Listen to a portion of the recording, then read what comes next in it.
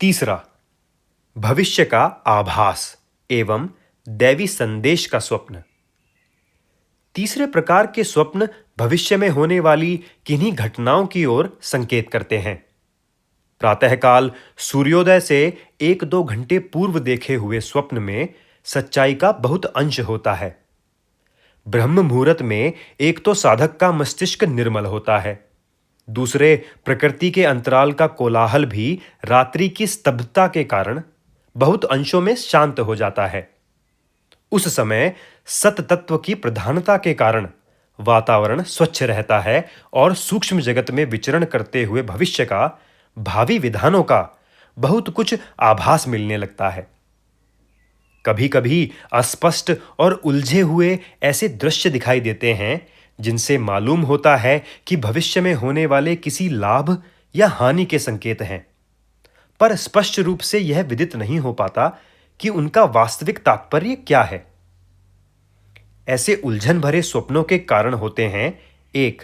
भविष्य का विधान प्रारब्ध कर्मों से बनता है, पर वर्तमान कर्मों से उस विधान में हेरफेर हो सकता है।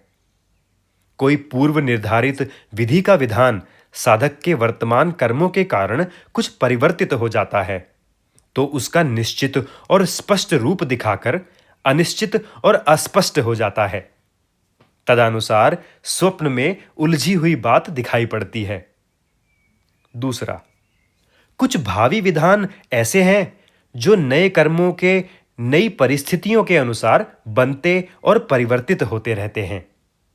तेजी, मंदी, सट्टा, लॉटरी आदि के बारे में जब तक भविष्य का भ्रूण ही तैयार हो पाता है, पूर्ण रूप से उसकी स्पष्टता नहीं हो पाती, तब तक उसका पूर्वाभास साधक को स्वप्न में मिले तो वह एकांगी एवं अपूर्ण होता है। तीसरा, अपनेपन की सीमा जितने क्षेत्र में होती है, वह व्यक्ति के अहम के सीमा क्षेत्र में अपने को दिखाई पड़ सकते हैं। इसीलिए ऐसा भी हो जाता है कि जो संदेश स्वप्न में मिला है, वह अपनेपन की मर्यादा में आने वाले किसी कुटुंबी, पड़ोसी, रिश्तेदार या मित्र के लिए हो।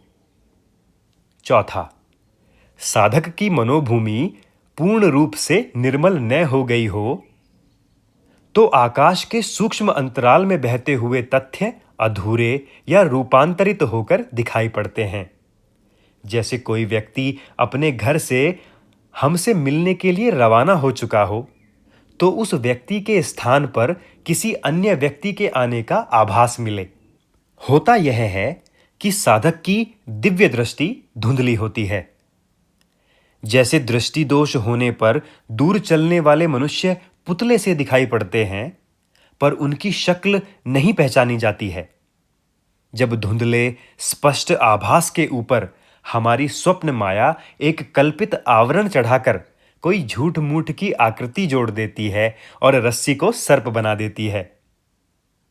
ऐसे स्वप्न आधे सत्य होते हैं, परंतु जैसे जैसे साधक की मनोभूमि अधिक निर्मल होती जाती है, वैसे उसकी दिव्य दृष्टि स्वच्छ होती जाती है और उसके स्वप्न अधिक सार्थकता युक्त होने लगते हैं।